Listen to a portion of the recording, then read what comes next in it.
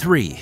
Kogi and Agi. On June 4, 1942, Japanese forces attacked the U.S. military base at Midway Atoll in the North Pacific. Navy Admiral Isoroku Yamamoto wanted to eliminate America's carrier forces in the region and initially considered launching a second attack on Pearl Harbor. However, he knew that Pearl Harbor was prepared with more than enough air power to respond to an attack, which was risky and would likely lead to an increased presence of American ships in the Pacific. So he targeted Midway instead, as part of a bigger plan to lure U.S. aircraft carriers into fatally compromising situations. To conceal the full extent of the attacking forces, Yamamoto planned for the Japanese fleet to approach Midway in phases, with the supporting force of battleships and cruisers trailing the carrier fleet by several hundred miles. Yamamoto was blissfully unaware that the Americans had partially broken the main Japanese naval code, dubbed JN-25 by the US, and had deciphered correspondences containing crucial details of the attack plan. In anticipation of the attack, US Navy Admiral Chester W. Nimitz summoned all available flight decks to Midway. Crews at Pearl Harbor worked around the clock to repair the USS Yorktown, which was originally slated to be out of service for several months. They restored it to seaworthy status within 3 days, and repairs continued as the carrier sailed to the anticipated battle site, where it was joined by the aircraft carriers USS Enterprise and USS Hornet. As the fragmented Japanese fleet approached, they had no idea that the Americans were prepared and awaiting their arrival. The fighting had already begun when US forces located Japan's carrier fleet and launched an air attack, striking the Akagi, Kaga, Soryu, and Hiru with heavy bombs. Munitions and fueled aircraft aboard the ships burst into flames, and before long, the fires were out of control. As a result, all 4 carriers were destroyed, slashing Japan's carrier fleet in half and securing a decisive victory for the Americans in the 4-day battle. It wasn't without losses though, as the American fatalities were estimated at just over 300. Roughly 150 aircraft were destroyed, along with 1 destroyer and the USS Yorktown. Japanese fatalities, on the other hand, were estimated at over 3,000, including 100 highly trained pilots who couldn't be replaced. Nearly 250 aircraft were lost as well, but it was the loss of the aircraft carriers that had a crippling effect on Japan's naval power, and the Japanese Navy never fully recovered throughout the rest of the war.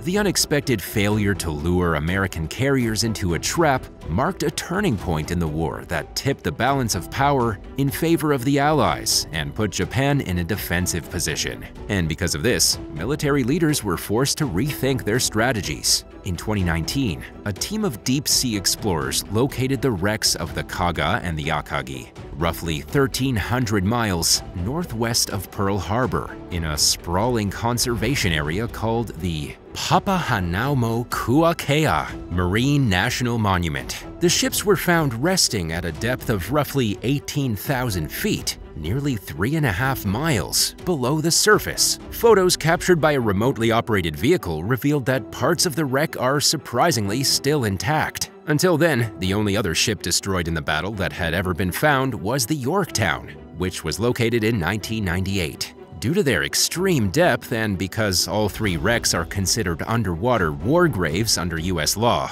there are no plans to raise or disturb the sites. Built during the 1920s, the 855-foot-long Akagi was originally intended as a battlecruiser. Construction ground to a halt in 1922 when Japan signed the Washington Naval Treaty, which imposed strict limits on the size and weight of battleships in an effort to prevent a global arms race like the one that preceded World War I.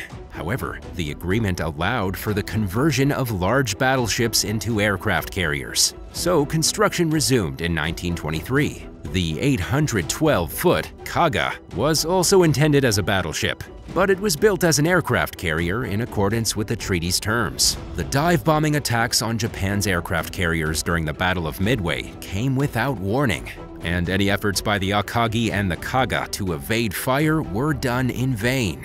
After being hit with a 1,000-pound bomb, the Akagi was too damaged to function, but continued to float. It was deliberately scuttled and abandoned. The Kaga was hit with a 1,000-pound bomb and at least 3 500-pound explosives, causing 80,000 pounds of bombs and torpedoes on board to burst into flames. It was clear that even trying to put out the out-of-control blaze would be a lost cause, so the surviving crew members were forced to abandon ship. More than 800 of the Kaga's sailors lost their lives in the attack. To prevent public morale from plummeting, Japanese leaders went out of their way to keep news of their loss at the Battle of Midway quiet. The Kaga's injured survivors were quarantined, not for their health, but so they couldn't spread word of the humiliating defeat. Some were hospitalized for a year, while those who recovered were sent back into battle without being allowed to contact their families. Have you ever heard of any other amazing military discoveries that we should cover in one of our upcoming videos? Let us know in the comments down below, and while you're at it, hit that subscribe button. 2.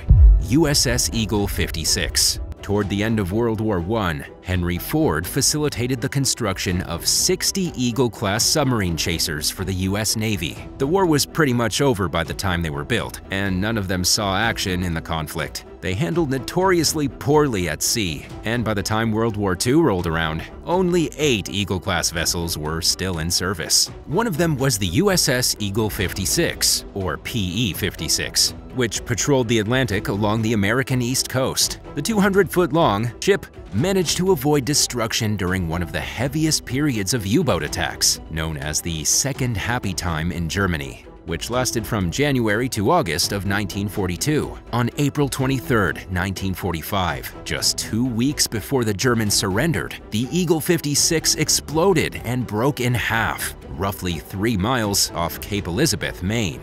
It was the only Eagle-class ship to sink during the war. 13 of the vessel's 62 crew members survived. During an inquiry the following week, they reported seeing a submarine shortly before they attacked. They described a red and yellow emblem on its tail, matching the markings of the German U-boat U-853. A classified naval report would later reveal that the U-boat was known to be operating in the waters off Maine at the time. Despite eyewitness testimony and intel suggesting that the Eagle 56 had been torpedoed, Navy officials ruled that one of the ship's boilers had exploded. Naval historian Paul Lawton realized that there was something wrong with this conclusion in 1998, when a chat with a pair of brothers prompted him to review official military records. During the conversation, the men blamed U-853 for the sinking of their father's ship, the Eagle 56. Lawton didn't recognize it as a U-boat sinking, despite his extensive knowledge of U-boat operations. And there was no record of the incident in the Navy's files, although German records mention the sinking of Eagle 56 at the hands of U-853.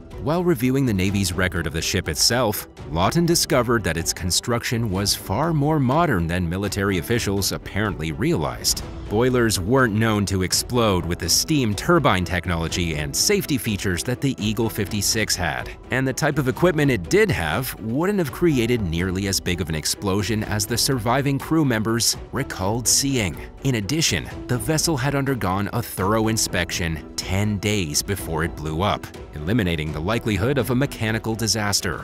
However, a torpedo could have easily caused the ship to lift out of the water and break into two, subsequently creating the 300-foot water column that the survivors described. Having been presented with convincing evidence, the Naval Historical Center reclassified the wreck as a combat loss in 2001, and its service members were posthumously awarded with a Purple Heart. A years-long search to find the wreck began in 2014, but by 2018, they hadn't found a single glimpse of the lost vessel. But halfway through the year, an exploration team finally located the Eagle 56, roughly 5 miles off the coast of Maine, at a depth of 300 feet. Footage captured by divers revealed that the ship's boilers were fully intact, putting to rest rumors that they'd accidentally exploded. It's unclear why the military was so intent on classifying the disaster as an accident, but now that the record has been set straight, the team that discovered the Eagle 56 has accomplished their goal of giving the ship its rightful place in history, ensuring that its story gets told.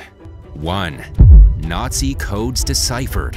During World War II, there was little any military could do to prevent enemy forces from intercepting their communications, so they communicated using coded messages. Entire teams were dedicated to cracking enemy codes, often with great success, but Allied codebreakers were thrown for a loop when it came to Germany's Enigma code. The Enigma cipher device that the Nazis used was highly sophisticated. Its settings and subsequent codes were changed every single day, which meant that a daily key was required in order for recipients to be able to read their messages. During the interwar period in 1932, Polish cryptologists broke Enigma messages for the first time by reverse engineering the machine. This led to the creation of a deciphering device called the bomb, which was designed specifically for decoding Enigma messages. However, this technology became obsolete in 1938, when the Germans created an advanced and more secure version of the Enigma machine that made messages even more difficult to crack. Experts continued working tirelessly to decipher the code, unaware that the Germans had upgraded their technology. But the Polish team shared what they knew with British experts at the Bletchley Park Intelligence Center in Buckinghamshire. At one point, the cryptologists began to believe that the code might be unbreakable, which was a dismal realization at a time when German U-boats were sinking merchant ships at a rate that perilously threatened the Allied war effort. But they kept trying, and their efforts finally paid off thanks to Alan Turing, a British mathematician. Turing invented an updated version of the bomb deciphering machine that the Polish team had created for deciphering the earlier and less complex Enigma codes. The machine proved to be a game changer, greatly speeding up the deciphering process and leading to the decryption of thousands of messages. But some of the encrypted correspondences proved too difficult for experts to crack, including messages that were discovered after the war. 3 messages in particular seemed especially impossible to decipher. 2 were left behind by experts at Bletchley Park, and 1 was found with the skeleton of a homing pigeon in 1982. The scrambled letters were so mystifying that cryptologists wondered if there was an extra level of coding involved for added protection. During the 1990s, the academic journal Cryptologia published the coded messages and challenged readers to try their hand at deciphering them. At that point, the most anyone knew about the 3 messages was that they each contained up to 27 different 5-letter code groups. A breakthrough finally came in the early 2000s, when a German violinist and cryptology enthusiast named Stefan Krah created a code-breaking software program called M4. He collaborated with fellow cryptography fans to crack the messages using the innovative software, and within a month, they successfully decoded one of the 3 messages. It stated, "Forced to submerge during attack. Depth charges. Last enemy location, 0830, Naval Grid AJ 9863, 220 degrees, 8 nautical miles. I am following the enemy. Barometer, 1014 millibar. Tendency falling. North-northeast 4, visibility 10. A check against existing records revealed that the message was sent on November 25, 1942, by German naval commander Captain Lieutenant Hartwig Lux, who captained a U-boat known as U-264. At the time, the sub was in the North Atlantic conducting its first patrol. 5 days before the coded message was sent, the vessel was attacked by a Norwegian corvette, the HNOMS Potenella, but sustained no damage. This was quite possibly the attack referenced in the message. Less than a month after cracking the first code, a member of Krah's team decrypted another one of the long unsolved messages, sent by German naval commander Hermann Schroeder, who captained U-boat U-623. The seemingly uneventful correspondence describes seeing nothing along an Allied convoy route amid heavy fog. U-623's wartime service consisted of a training patrol mission, followed by an active service patrol, which began in December 1942. During its second patrol, the sub participated in 5 coordinated attacks on Allied merchant ships with other U-boats, known as wolf packs. But the vessel never sank any ships, and in 1943, it was struck by depth charges in the North Atlantic. while attempting to join a wolf pack during an attack on an Allied convoy. In 2013, after more than 10 years of the M4's project's launch, the third message was finally deciphered. Intercepted by the British destroyer HMS Hurricane in 1942, it contains information about how much fuel was left on board the vessel it was sent from and how long the U-boat's provisions would last. It also mentions a need for binoculars and that there were only 4 working pairs on the ship.